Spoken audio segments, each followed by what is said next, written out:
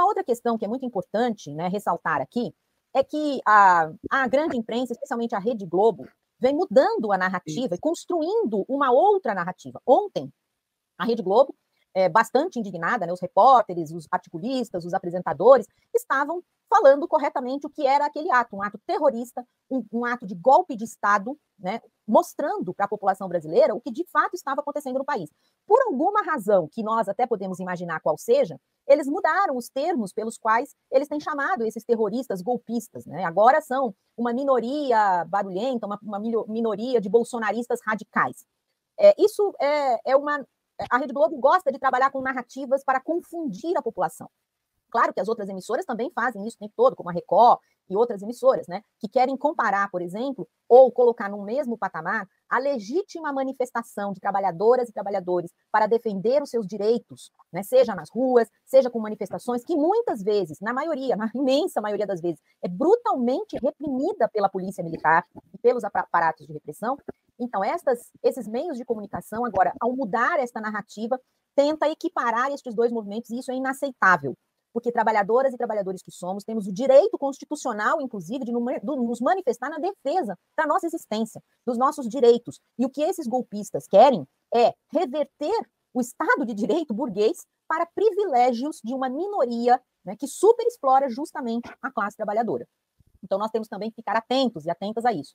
Outra questão, Cleusa, que nós devemos também nos atentar é para qualquer modificação na legislação que deve, sim, ser procurada no sentido de impedir ataques golpistas, ataques fascistas, né, e criminalizar, sim, os movimentos fascistas e nazistas. Mas não podemos permitir que a legislação seja modificada no sentido de criminalizar os movimentos sociais, o movimento dos trabalhadores, porque são coisas diferentes. Vejam vocês, né, quem está por trás, né, quais são os interesses que estão por trás desse status fascista que o Bolsonaro começou a implantar no nosso país.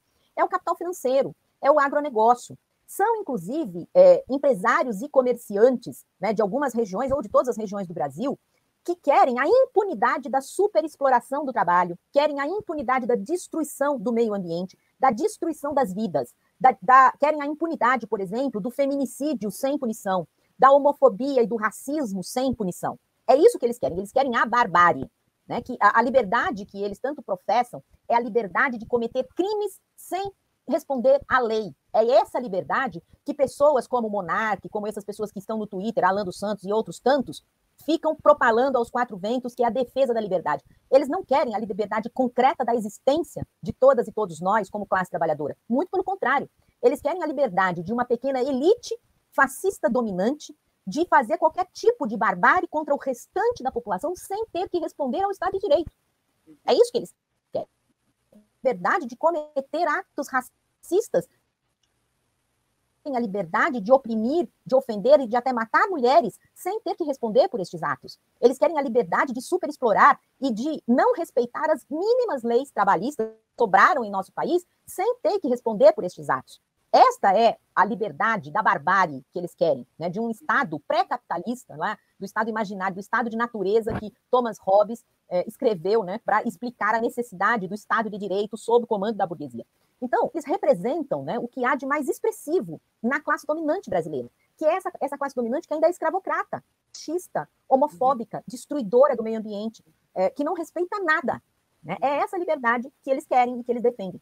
Nós, quando nos manifestamos e nos organizamos, queremos expandir a esfera dos direitos da nossa existência. Né? A nossa contraposição a eles é muito evidente. E por isso que é muito importante que nós voltemos a nos organizar e a ocupar as ruas, sim. Ocupar as ruas, nos manifestarmos, sairmos às ruas sem medo, inclusive chamando as outras forças progressistas, os movimentos sociais, as forças de esquerda, os sindicatos, e exemplificando para eles. Foi apenas nos momentos em que a classe trabalhadora organizada estava lutando efetivamente pelos seus direitos que nós alcançamos um pouco mais dos direitos, mesmo na esfera do capitalismo, né, do direito burguês. Caso contrário, o que nós veremos é a escalada, né, deste tipo de organização que tem, inclusive, um extrato popular, né, uma massa atrasada, né, que está ali compondo esses atos golpistas, a grande maioria deles, pelo jeito, paga, né, para isso, sendo remunerada para isso, sendo sustentada para isso, mas que são pessoas que no seu cotidiano querem reproduzir todo esse estado de barbárie que nós estávamos aqui comentando que representa o fascismo no Brasil. Então é muito importante que a esquerda, que os movimentos progressistas, que os movimentos populares, que os sindicatos retomem a organização, a politização, a formação política da classe trabalhadora, para que a gente possa se contrapor a isso. E volto a dizer, né, a colocar, a evidenciar, deixar bastante evidente a necessidade de enfrentar as Forças Armadas. Esse pessoal tem que voltar para o lugar de onde nunca deviam ter saído, que são seus quartéis, e não tem que se meter nos assuntos civis. Mesmo que tiver que botar na reserva toda a alta cúpula das Forças Armadas, entendeu? E reestruturar num outro patamar as Forças Armadas brasileiras, porque o nosso país não pode ser tutelado. Nós não podemos ter o medo constante de, a qualquer momento, sermos atingidos pela ameaça ou pela efetividade de um golpe de Estado, como que se tentou ontem em Brasília, com a conivência de diversos grupos políticos de extrema-direita, como o governador do Distrito Federal, o Ibanez, que deve sofrer o impeachment, como outros governadores que ainda estão resistindo a desmobilizar os acampamentos, como Tarcísio em São Paulo, como o governador de Santa Catarina, como o governador do Paraná. São governadores que devem ser chamados à responsabilidade e, se necessário, devem ser afastados também e sofrer impeachment. Devem ser afastados, deve-se convocar novas eleições para estes estados se esses governadores não respeitarem os mínimos direitos estabelecidos pela Constituição brasileira. Eu acho que essa questão, inclusive, do Ibanez aí, né, ele abre um precedente muito importante aí para que a gente consiga, de fato, começar a expurgar esses fascistas do processo da direção, da gestão da coisa pública, né? Porque o que aconteceu em Brasília evidenciou claramente os limites desse processo, né? Você estava falando, inclusive, dessas liberdades, lembrando aqui, inclusive, o papel que alguns setores, como, por exemplo, as liberdades, essa defesa das liberdades, que fazem o povo da Jovem Pan, né? Da rádio, da Jovem Clã, como estão chamando hoje em dia, né? Constantino, lá de Miami, e vários, o neto do Figueiredo, né? Vários deles aí que estiveram na linha de frente na formação a serviço desses quadros e na formação de uma consciência, né, popular, diria, de uma consciência fascista, né, que era o que a gente veio assistindo ao longo desse processo, quer dizer, fortalecendo uma forma de pensar, né, porque atingia um número expressivo de pessoas, né, você sentava no povo do táxi, no Uber, a maior parte deles ouviam esse tipo de mensagem, né? Esse tipo de programa. Então, também são outros, é um setor que nós precisamos cobrar mesmo, não esquecer, que é isso que você falou também, né? Incluindo também esse setor.